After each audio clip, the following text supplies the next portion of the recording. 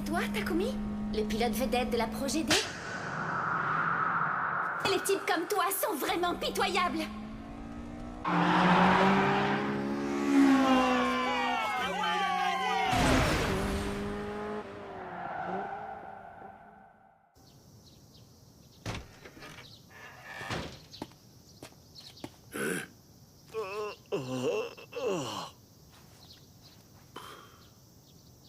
Tu fais quoi? Tu t'es pas allé bosser?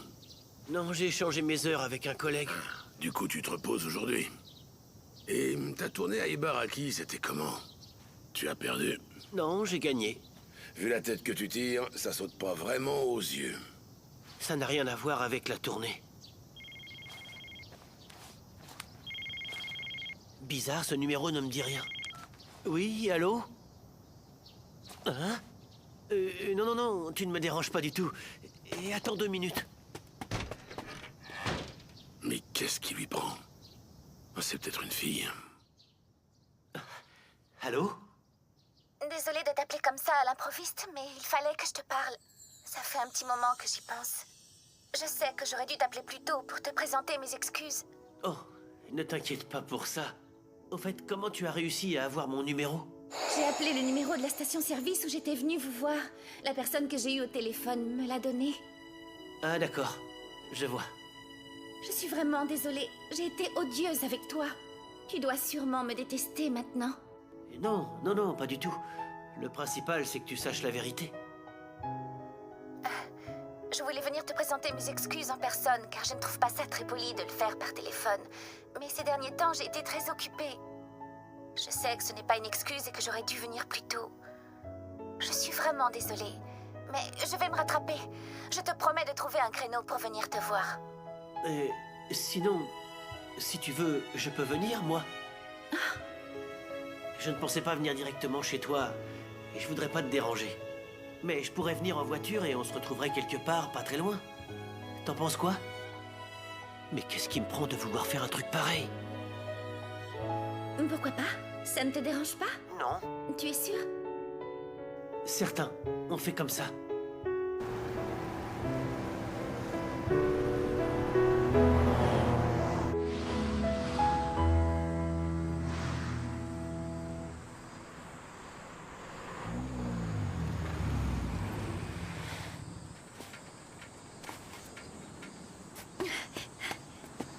Salut Takumi, merci d'avoir fait le déplacement.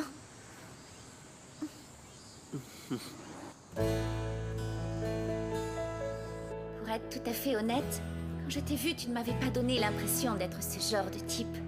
Quand Tomoko m'a dit que ce n'était pas toi, j'étais vraiment embarrassée. Non. J'étais contente que tu ne sois pas le salaud qu'elle m'avait décrit, mais je m'en voulais vraiment de t'avoir traité comme ça.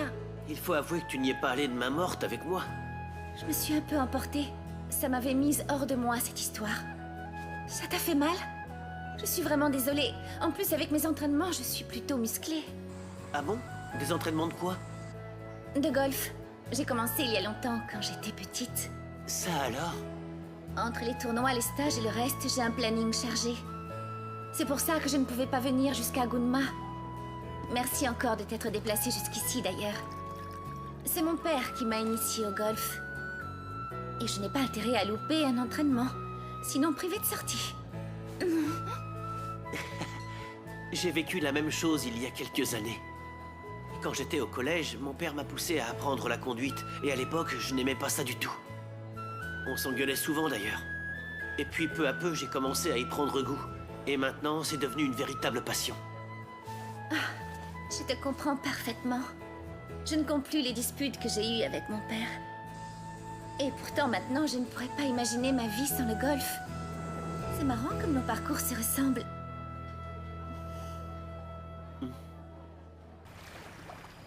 Quoi? T'es allé la rejoindre à Saitama? Bah vas-y, raconte. Vous avez discuté pendant longtemps? Pas vraiment. On est resté à bavarder pendant une petite heure le temps de prendre un café. Comment elle s'appelle? Elle est jolie au moins? Elle a le même âge que toi? Elle est en terminale, elle a 1 an de moins que nous. Elle s'appelle Mika Uehara, c'est une golfeuse pro. Sacré tombeur. Et alors tu comptes sortir avec elle? Tu sais si elle a un mec? Quoi? Mais non, on n'a pas du tout parlé de ça. Je suis pas comme toi, moi. Bah quoi? C'est important à savoir, non? Notre rendez-vous n'a pas duré très longtemps. On n'a pas parlé de ce genre de choses. C'est passé super vite. Hein? Tu peux garder un secret. Je crois que j'ai eu un coup de foudre pour cette fille dès le jour où nos regards se sont croisés à la station. Oh, c'est trop mignon, j'en serais presque jaloux. Arrête de te foutre de moi, c'est pas drôle. Je me sens tout bizarre, je sais pas trop quoi faire avec tous ces sentiments. Je suis complètement paumé. Mais qu'est-ce que tu racontes? C'est très simple. Il n'y a pas 36 solutions. Si tu l'aimes à ce point-là, tu prends ton courage à deux mains et tu te lances. Je sais pas... Je me dis que je suis peut-être le seul à ressentir quelque chose. Si ça se trouve, de son côté, elle n'a absolument aucun sentiment pour moi. C'est étonnant qu'un pro du pilotage comme toi soit aussi impressionné face à une fille. Mais on ne parle pas de pilotage, on parle de sentiments. Le problème, c'est moi. Moi et mon manque de confiance.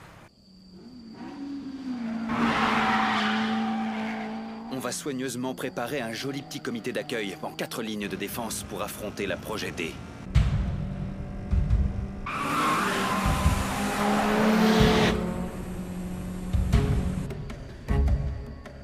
On va voir comment se débrouillent nos adversaires. Ce battle d'avant-poste dans la région d'Akone promet d'être divertissant.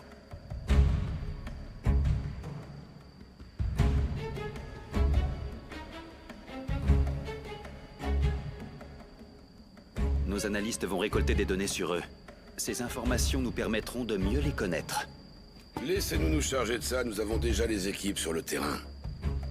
Qui connaît l'autre et se connaît lui-même peut livrer 100 batailles sans jamais être en péril. Aujourd'hui, les données sont des éléments déterminants dans une course. Vous croyez que ce soit nécessaire de prendre autant de précautions? J'ai l'impression que vous avez un peu trop surestimé cette équipe. De quoi avez-vous peur? Ils sont bons, mais nous sommes les 3 meilleurs teams de Kanagawa. En tout cas, si je m'en mêle, ça va être réglé vite fait bien fait cette histoire, moi je vous le dis. Désolé, mais vous n'aurez pas l'occasion de les revoir. Je te trouve bien confiant. Ok, on verra bien comment tu t'en sors face aux petits jeunes. J'adhère pas. C'est nul comme stratégie de défense. C'est pas notre genre de jouer au chat et à la souris. C'est pas du tout à notre avantage en plus, surtout dans cet ordre. C'est comme si on devait faire exprès de perdre, pour qu'après les autres puissent jouer. C'est clair, vous voulez nous empêcher de jouer, pour pouvoir vous accaparer le monopole de la victoire. Mais non, là tu vas chercher trop loin. De toute façon, la meilleure chose à faire, c'est d'en finir au plus vite. Moi non plus, je peux pas blairer les Sidewinders, comme nous tous d'ailleurs. Ils se permettent toujours d'établir les règles pour tout le monde. On leur a rien demandé et on leur doit rien. Pour qui ils se prennent, ces frimeurs? Montrez-leur de quoi la Team 246 est capable.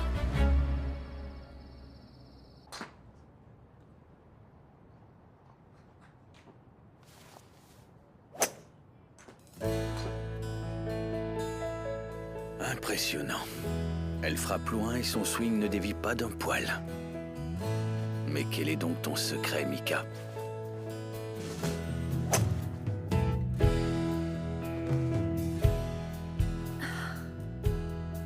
Takumi, que fais-tu en ce moment même? Eh oh, Takumi, arrête de rêvasser et viens m'aider. Ah oui, et désolé, j'arrive. Mate un peu ce que j'ai trouvé, Koichiro. C'est du lourd. Magazine de golf? C'est ça ton scoop? Regarde la couverture. C'est elle, j'en suis certain. Elle ne te dit rien, cette fille? Uehara, la nouvelle étoile montante du golf. La jeune Mika Uehara a tout juste 17 ans. Non, c'est la fille qui en a collé une à Takumi l'autre jour. Oui, j'en mettrais ma main à couper. Si j'avais su qu'elle était aussi célèbre, je lui aurais demandé de me signer un petit autographe vite fait avant qu'elle parte. La jeune prodige du golf frappant ses balles d'un blanc étincelant sous un ciel bleu, et le street racer de génie dévalant la montagne dans la nuit.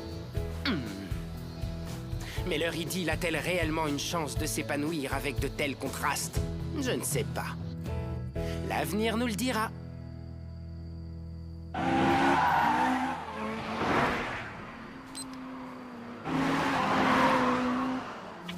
Ici le point de contrôle de la descente numéro 3. La 86 vient de passer.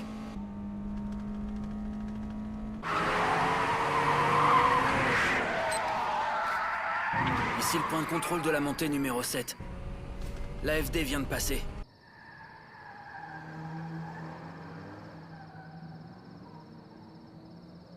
Maintenant j'ai les études, c'est différent. Ryosuke Takahashi. Ça fait quelques années que je t'avais pas croisé.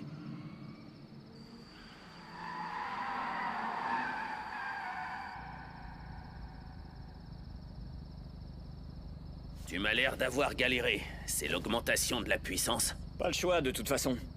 Tout se joue sur la puissance de la voiture en montée. Mais il y a un truc que j'ai vu qui me préoccupe. En venant, j'ai croisé plusieurs types. Ils étaient sur la piste chrono en main. Non, pas possible. Tu penses qu'ils vous chronométraient? J'imagine, ouais. De toute façon, ça ne va pas leur servir à grand-chose pour le moment. On est toujours dans la phase d'entraînement, et on n'a pas encore développé de réelle stratégie. Sans compter la différence de vitesse avec un vrai run. Ouais, mais ça leur a quand même permis de récupérer des données sur ta conduite et tes techniques. C'est bon, ça roule. J'ai tout vérifié, tu peux y aller, Keisuke. Merci.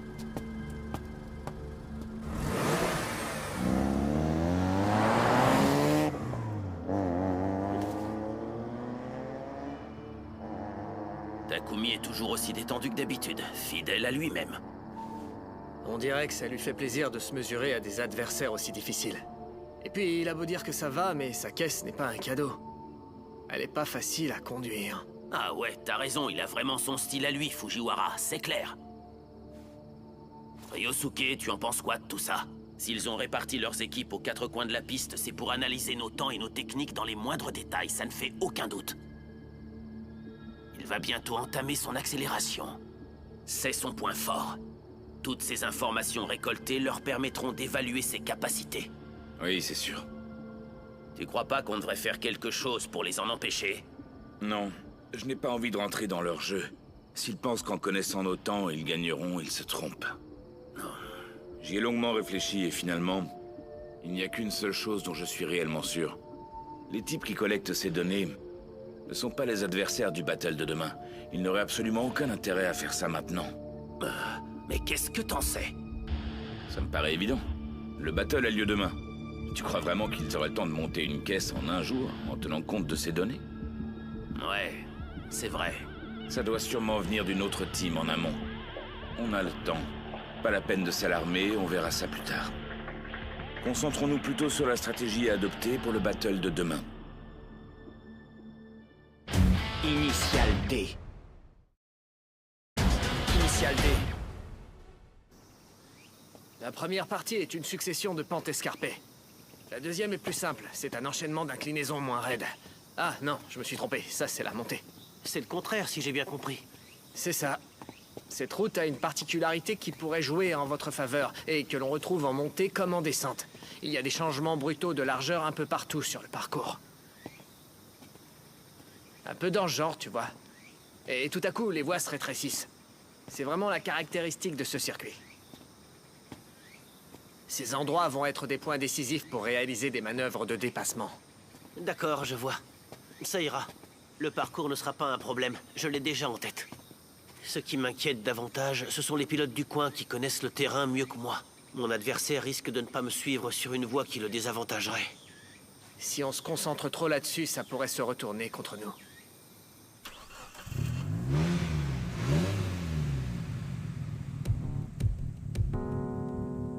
Une LAN Evo. Génial. Je tombe toujours sur des adversaires avec des transmissions intégrales. C'est toujours pareil. Ta spécialité? Pourquoi on ne te surnommerait pas le killer de la Nevo? Tu trouves ça drôle en plus? Ça se voit que c'est pas toi qui conduis contre eux. En vérité, c'est la bagnole que j'aime le moins affronter en battle, sur des routes de montagne comme celle-ci. C'est une voiture qui a une puissance ahurissante. Ils nous laissent ouvrir, alors on a deux choix. Soit on prend la main, soit on la leur donne. Alors, on fait quoi? Ben moi, ça m'est égal, comme tu veux. Mais c'est vrai que ce serait pas mal de pouvoir l'observer. Ça m'étonnerait qu'une propulsion soit capable de le semer d'un coup, mais on ne sait jamais. On n'a qu'à dire le premier run pour l'observation, et le deuxième pour le vrai battle. D'accord, on fait comme ça.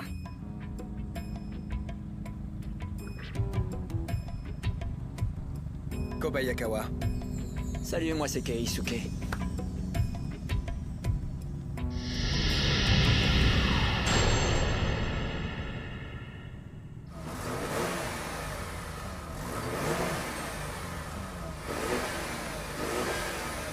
Alors c'est toi qui prends la tête de la course. T'as les choses en main, pas la peine de te dire quoi faire. Alors comme ça, mon frangin n'a même pas un dernier conseil à me donner. J'ai déjà fait la moitié du boulot hier, hein, frangin? À toi de jouer maintenant. Fais-nous honneur. Je lance le compte à rebours. 5, 4, 3, 2, 1... Partez!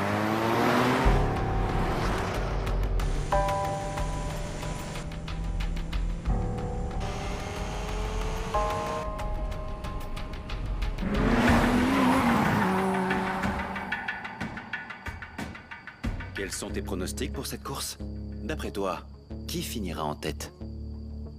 Eh ben, pour être parfaitement honnête, vu la situation, difficile à dire. Il a plus de puissance que ce que je pensais, et un bon jeu de pied. Mais on arrive bientôt aux choses sérieuses. La pente devient plus raide et la chaussée glissante. J'ai hâte de voir comment il s'en sort. Je sais bien qu'on n'a pas encore suffisamment de données. C'est pour ça que je te demande seulement un pronostic. Je sais qu'en te donnant un minimum d'informations, tes pronostics sont fiables à 100%.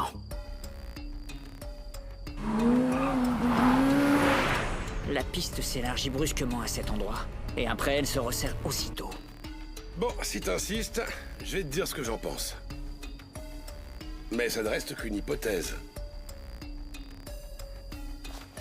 Voilà ce que je prévois pour ce battle. Impressionnant. C'est rare de voir une propulsion avec autant de dynamisme en montée. Je n'ai jamais vu ça. Il y a un truc qui cloche. Il lui manque un je ne sais quoi. On dirait que c'est la caisse qui fait tout le boulot, comme si elle se conduisait toute seule, sans pilote.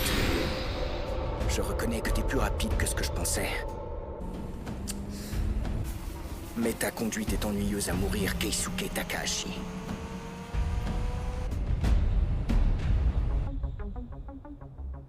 Omiya, t'en penses quoi du choix de Kobayakawa? Tu crois qu'il a bien fait de partir derrière? Oui, il a fait un choix stratégique. Ça lui permet d'observer son adversaire. Il prend des risques sur cette route, c'est étroit. Même s'il tarde un peu à prendre l'avantage, je ne vois pas ce qui pourrait l'en empêcher. L'enjeu est de parvenir à identifier les difficultés dès le premier tour. Notamment les écarts de vitesse. Cela lui permet d'appréhender le second tour avec plus d'assurance.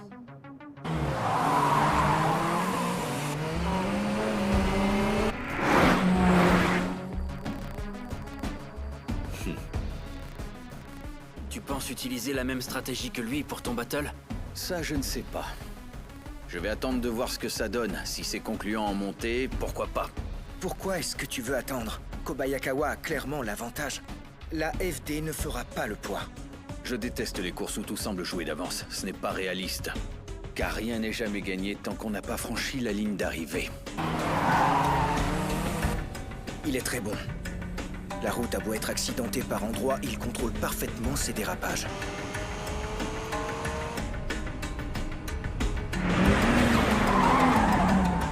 S'il est aussi rigoureux que ça dans ses manœuvres, c'est qu'il a un bon niveau. Mais je ne supporte pas ces manières de pilote qui se la racontent. Ok, c'est bon, ça va, j'en ai assez vu. Vous êtes bons, mais vos techniques de pilotage n'ont rien d'exceptionnel, les gars.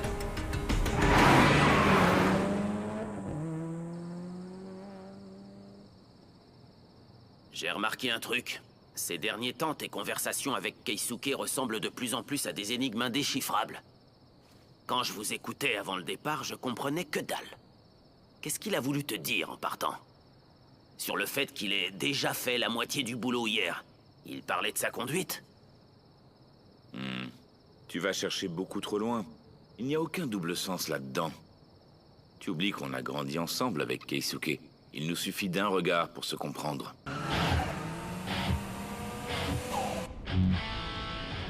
On s'est lancé un défi. Quand il part en tête, il doit terminer le match en un run. La pente est assez importante sur la première moitié du trajet. Sur ce terrain, la FD est désavantagée, donc on préserve les pneus au maximum. Dans la deuxième moitié, c'est l'inverse. On met la gomme. On y va à fond et on utilise tout leur potentiel d'adhérence.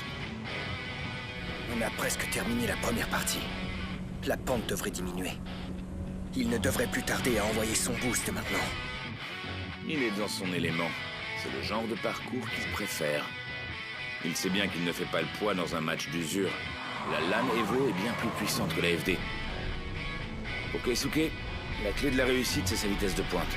C'est là qu'il peut faire la différence. C'est pour ça qu'il a dit ça. Parce qu'il a déjà fait la moitié du boulot hier, pendant l'entraînement. Mais qu'est-ce que tu attends? Quand est-ce que tu comptes te lancer? Je sais ce que tu as en tête. Mais en termes de rapidité, la LAN Evo ne s'incline devant personne. Il faut aussi rester concentré. C'est essentiel.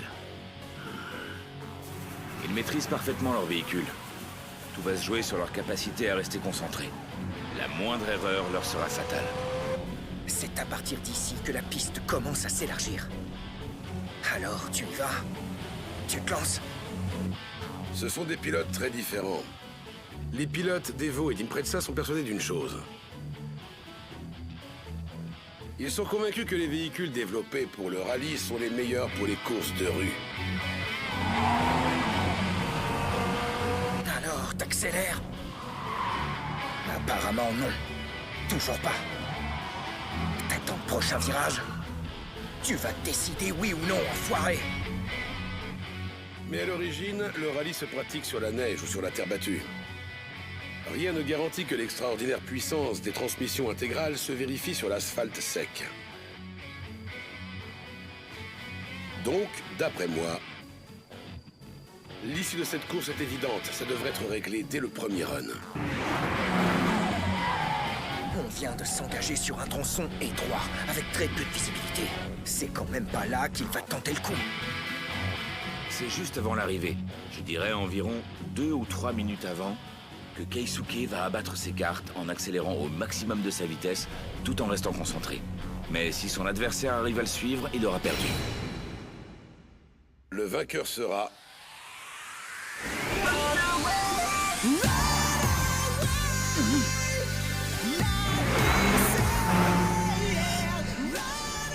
Je ne te laisserai pas filer. À mon tour de te montrer de quoi ma LAN Evo est capable.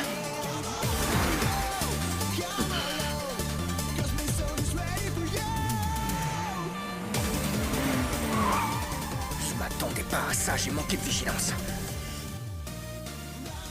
Le street racing est un terrain vraiment hostile. Sur ces routes sinueuses, les zones de dégagement sont quasi inexistantes. Il est impossible d'atteindre ses limites. C'est ce qui fait sa particularité.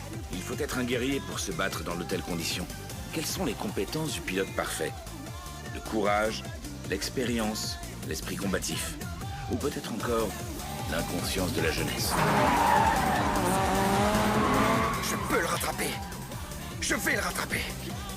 Il faut absolument que je le rattrape. Et enfin, un je ne sais quoi de plus que les autres, que seuls les élus possèdent.